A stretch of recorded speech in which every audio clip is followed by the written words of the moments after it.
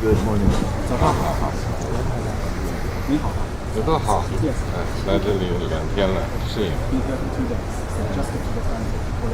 I hope we can have a 我知道您之前非常繁忙，所以能够跟您交谈几分钟很有意思。the schedule is busy. 首先呢，我想感谢中方做出决定。那么我今天呢，跟您谈宣主要是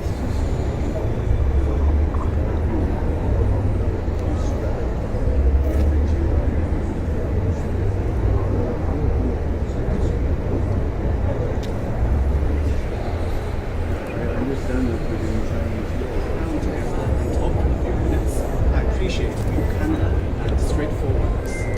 我始终 Excited po tayo guys kung ano pong napag-usapan ni Pangulong Marcos at ni Pangulong Xi Jinping ng China.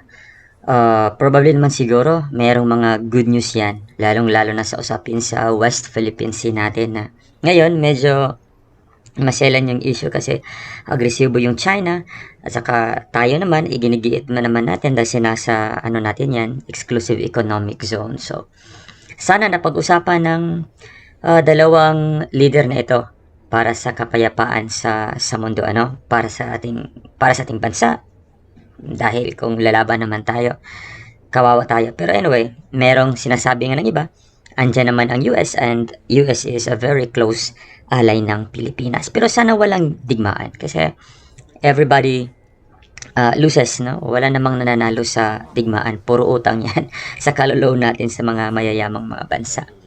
So, hintayin natin ang pagbalik ni Pangulong Marcos dito sa Pinas at pakinggan natin ang kanyang mga accomplishments, lalong-lalo na itong usapin sa China.